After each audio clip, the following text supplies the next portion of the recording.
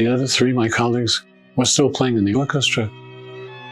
Charlie with a University of Washington sweatshirt at the Robin Hood Dell concerts just to annoy them. Mason Jones asked him to take it off because it was too inflammatory. And Irv asked to be moved back a few seats.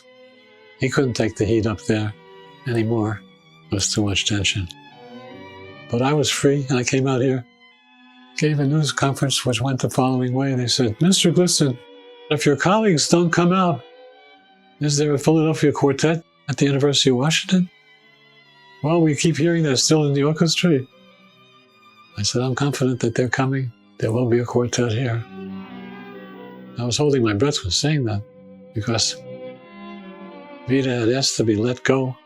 And we said, it's too late, Vida, because Len had a job already out in the West. Connie and Charlie had bought a house. And so Vida couldn't get out from under. The die was cast. I had many news conferences where I was asked that question, along with the inevitable one around Sir Thomas Beecham. Mr. Iglitzin, you're coming to a town that Sir Thomas Beecham described as a cultural dustbin. How do you feel about that? I said, maybe we can do something about that a little bit. We'll play some good quartet concerts for you. They arrived during the summer, and when the first concerts were held, the new season at the Robin Hood Dell, the seats were empty. And Mason Jones, the personal manager, stood up on the podium and said, has anybody seen Vida Reynolds and Irv Eisenberg and Charlie Bernand? Because they didn't fill their seats. And some kind of wags in the back said, Mason, they're out in Seattle. You can find them out there. They're in the University of Washington. The injunction in Philadelphia remained, and the lawsuit churned along for 2 years in the state of Washington, until Cornelius Peck, a senior law professor at the university, found something called the concept of sovereign immunity, which says simply that a state cannot be sued without its consent for injunctive relief, which meant that they had to have the return of our bodies, the 3 bodies, back to Philly. But they had said in their brief that no amount of money would replace the loss. So they wouldn't take money.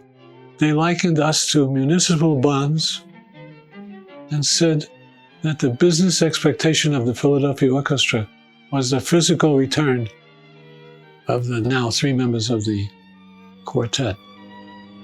They could have sued for monetary damages. They would have lost on the merits. We had kind of a spooky plan to take it to the merits by having the orchestra play a concert or recording with the 4 of us, and then one without, and have Isaac Stern and Lenny Bernstein decide which ones had us and which ones didn't. Totally absurd. But that's the only way to say that you're harmed. The orchestra was saying they couldn't continue with the standards that they had had all these years without the physical replacement of the bodies that had left. And we were told not to play in Washington State until that case was settled there, because it's like wagging your finger in the face of the judge before the case would be solved. And we had our own separate lawyer advising us. The idea was that the interests of the university and the quartet could, at some point in a long lawsuit, diverge. Jim Wilson, the Attorney General, made that case part of the labor law course subsequently and forever, as far as I know. We went through a difficult minefield to get there, but we did. The orchestra found out we don't play with guns at our heads. But we left and won.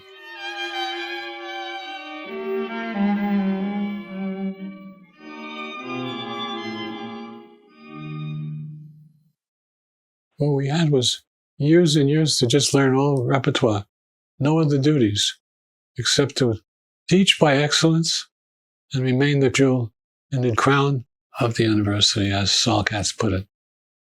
And as the Seattle Times put it, the most fortunate immigration to these parts since the advent of the Mercer Girls. That's my favorite quote. I got reviews from all over the world. The one I like the most is that one. All during that 2-year period, by the way, newspaper headlines abounded. They all said something on the order of, Seattle has what Philadelphia wants, the Philadelphia Quartet. Big splashy headlines all the way across. It made us larger than life so that the first concert was sold out at 8 a.m. at the university ticket office. Totally sold out in Hub Auditorium. As was every other one the whole season until Bill Bergsma had to come to us and say, guys, you got to help me out. You got to double up on the concerts. You play Friday and Saturday night, not just Friday. And it was still sold out both nights. And so then the advent of Meany Hall came about. They needed a bigger hall, seated 1,200. So we inaugurated Meany Hall and played there for years. And that was real life then, just quartet life. No children to teach, no classes to give, just concerts to go out and play all over the world. To the State Department, to India, South America, you name it. We were a real quartet.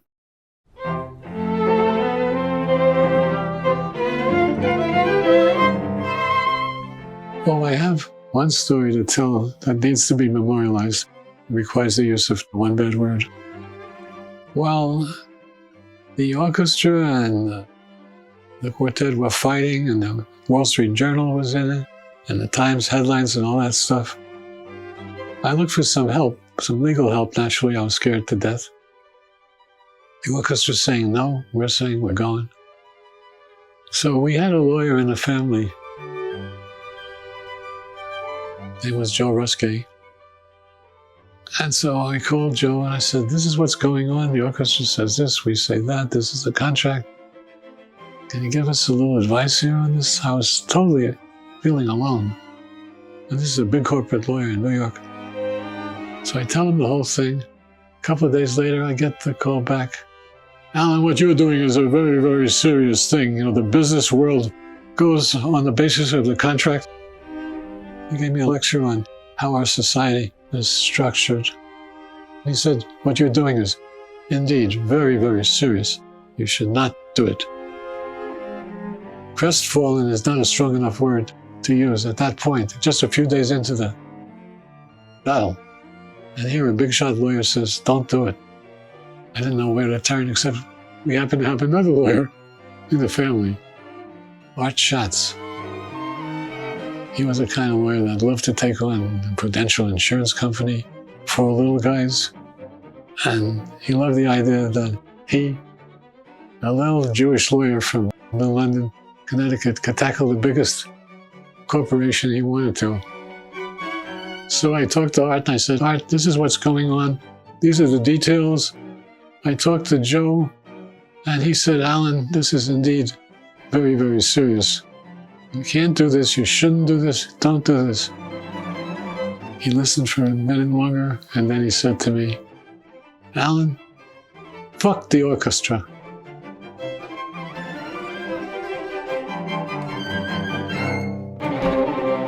Let's talk about giving you some courage. End of story.